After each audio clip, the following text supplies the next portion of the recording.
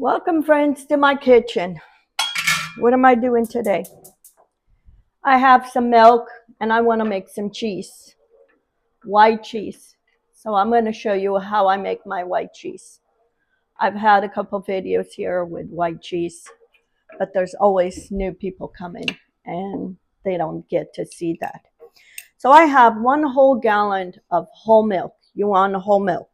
And I'm going to put 2 teaspoons of salt.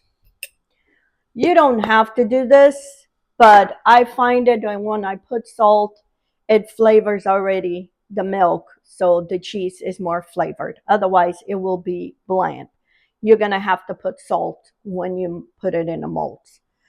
I do this because it helps me make flavored my cheese. You don't have to.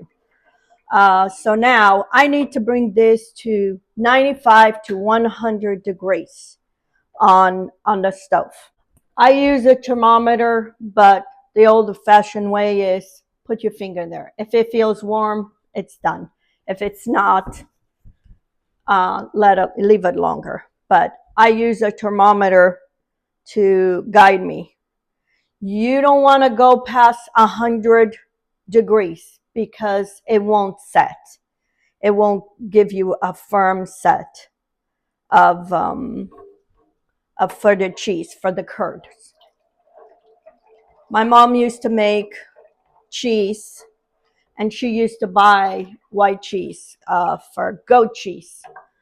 And it's funny that now I eat goat cheese, and it doesn't taste like what we were brought up eating.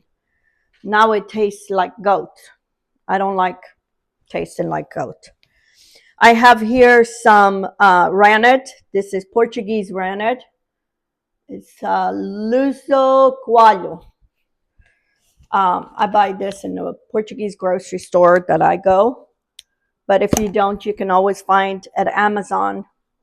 They always have, you find this. Some people use vinegar. Some people use lemon juice. I haven't done that way because I find that it doesn't give you a firm curd.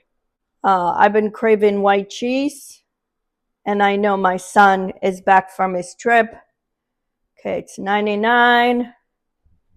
Leave it there, and I turn off the stove and leave it there, and it'll finish.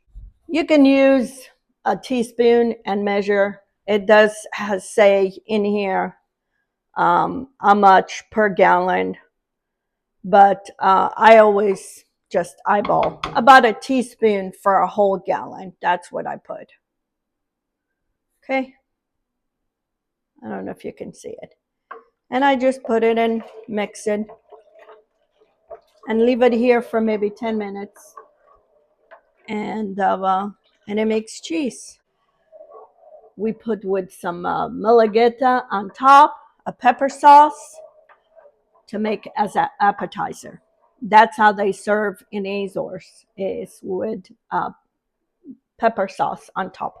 More in San Miguel. The other islands, I don't see it. San Miguel uses more that as an appetizer. So now I'm going to cover this and let it sit here for maybe 10-15 minutes, and I'll show you. This is how my cheese looking. See? Solid. Now I'm going to use a knife and kind of just cut it. Some cuts on the curd. And the reason is for that water to start separating, so the curd will float and the water will stay. So this is how it's looking. It starts pulling away. It has been 10 minutes since I made it. So now I give this cut. I'm going to wait another 10 minutes for that water to start separating, what we call the whey. The whey starts separating from the curds. Okay, friends, this is after 10 minutes. You see all that whey? So now we're going to start putting it on the molds. Okay. I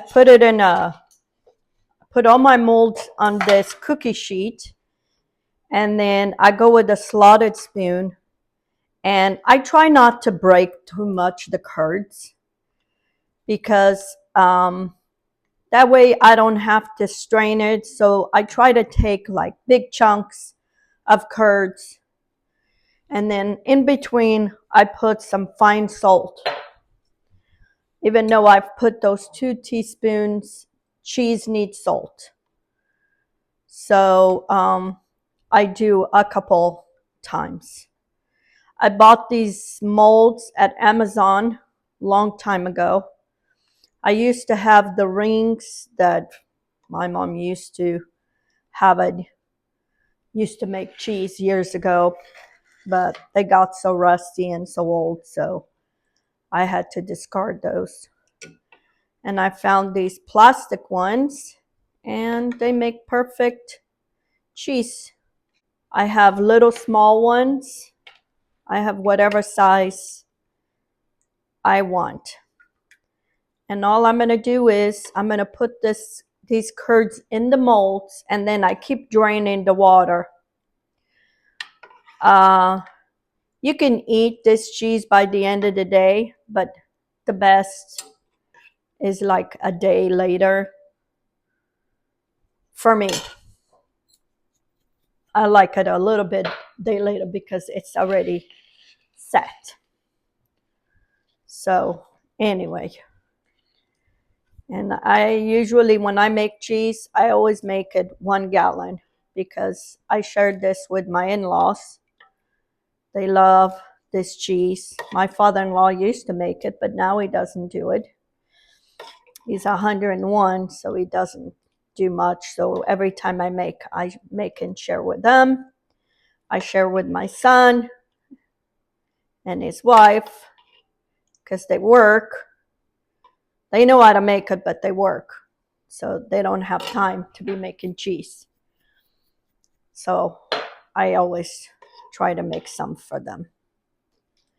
And I keep 1 or 2 because I'm the only one who eats it here. So, and you can make this and keep it in the fridge. And it makes a nice appetizer. I like it in the morning with some cheese and some coffee, or even in the evening. Sometimes I don't want to eat dinner. This with some toast and some tea, perfect. That's what we used to do when we were home. A lot of times on weekends, especially on Sunday. My mom would cook a big lunch and we would have lunch, but then at night we would just have cheese like this or San George cheese. So anyway, so I have a little bit here. I'm going to put it in a strainer so it helps drain. So I try to go back and fill it up, the mold, because this will go down quite a bit. Some people break the curds. I don't.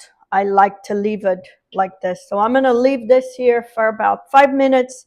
This thing is going to fill up with whey. I'm going to dump it in here, and then I'll show you when I finish with the curds. My tray is full to the brim. I got caught up and forgot about this. And as you can tell, and as you can see, it went down. So I put whatever left curd I had in a strainer. And when we were kids, we loved drinking this way. And the best part is in the whey. And I used to put it to my plants, the whey, because it's a good, has a lot of nutrients. But one day I put it and I killed my plants because I forgot I put salt. So ever since then, I don't feed my plants with the whey. So I'm going to sprinkle a little bit more salt everywhere. And now I'm going to let this sit here. I'm going to make sure I keep an eye so it doesn't overfill like it did before. that way to drain. Because the more it drains, the lower it goes. So I'll show you when it's down. And this is how you make white cheese. Very simple. Doesn't take much science to it. Just got to make sure that the milk is up to 100 degrees. Put your rennet, put your salt if you want to. If you don't, you can just be putting like I'm doing on top. But I find that by putting the salt with the milk, you flavor better the cheese. And then mold it, and that's it. So I'll show you when it's all done. This is the next morning. I kept it in the fridge overnight. To unmold, I just go with a knife all around. And I kind of lift it a little bit. I have these containers that I put. And here's my cheese. It makes a beautiful pattern. And this is what's going to be for my breakfast this morning. Again, I've made many cheeses in here, but I hope you get to try this recipe. Here I have these two to share. Anyway, I hope you tried this recipe. Thank you for commenting on my page, and thank you for always coming. I hope you give it a try to this recipe. Here's the little individual ones. Beautiful. I only like to put with pepper sauce when I'm going to have it as an appetizer. But when I had with coffee, I don't put pepper sauce on top. Here it is, my cheese with the pepper sauce. The malagueta on top. I hope you give it a try.